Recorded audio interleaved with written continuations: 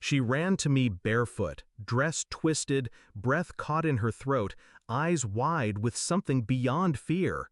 "Dad, get off the ship, now!" Not a question, a demand. I blinked. "What are you talking about?" Her voice dropped. "Please, just go." I'd never seen her like that. Not my daughter. She was still a child, but her voice wasn't. It was tired, like she'd been carrying something alone, for too long. She glanced behind her, then grabbed my hand. I felt her fingers shaking. "Trust me, please." I did. I always had. I turned, walked straight to the crew desk, demanded disembarkation at the next port, feigned illness, insisted. 2 hours later, I stepped off in Nassau, duffel bag over my shoulder, confusion in my gut. I watched the ship disappear into the horizon. What I didn't know then was that it had been carrying a plan meant to end me. 2 days earlier, I was laughing with my wife's family. Champagne, fake smiles, endless games of pretending we were still happy. The cruise was her idea, her family's way of reconnecting us. I didn't argue, I hadn't in months. But I watched. Her phone screen tilted too far, her sister too close, whispered glances that didn't belong to sisters-in-law. Her father, their patriarch, smiled too wide when he asked if my will was in order. Said it jokingly, lightly, but his eyes didn't match the tone. At night I couldn't sleep, not because of the waves, because something was wrong.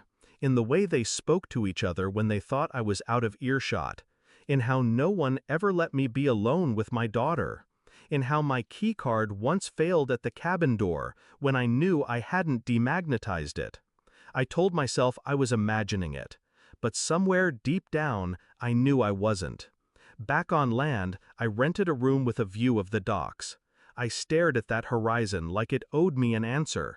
Then I opened my laptop, accessed the synced backups of my wife's cloud. First clue was a voice memo. Misfiled.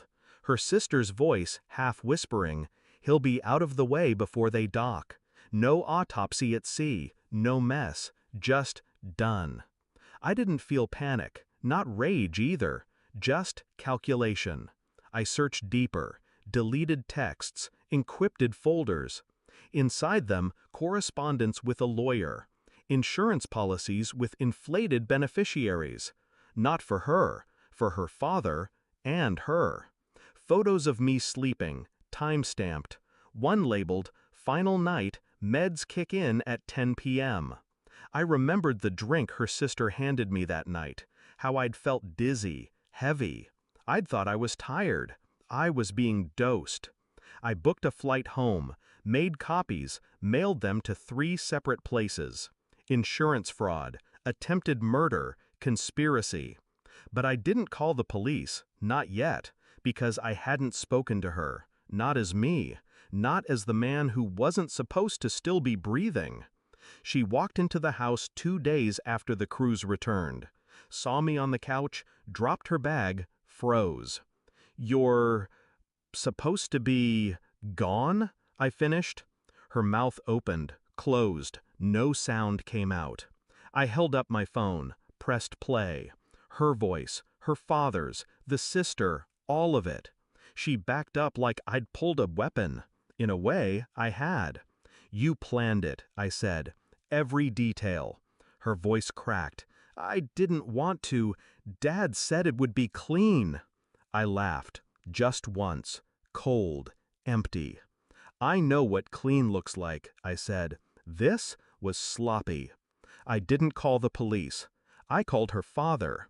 Told him she'd confessed, that I had the evidence, that he had 24 hours to wire a very specific sum to my daughter's trust. He tried to threaten, to manipulate, but men like him only understand leverage, and mine was airtight. The money came, quietly, like guilt slipping through a back door. I left the evidence with my lawyer, then packed a bag. Left her standing on the porch, hands shaking, mascara running down her cheek like blood. "You ruined everything," she whispered. I didn't correct her. She was right. But it wasn't her plan I'd ruined, it was her life. I live 3 time zones away now, small apartment, clean view, no visitors. My daughter calls every week. She's safe, she's quiet, but she's healing. She saved me, not just from death, from them. From the lie I'd been living with for years. I don't wonder if my wife misses me, or if she regrets it. Some people only love what they can use. I gave her nothing left to hold, and in return, I took the only thing that truly mattered to her: control. I didn't get revenge, I got freedom. And this time, no one's going to push me over the edge, especially not with a smile.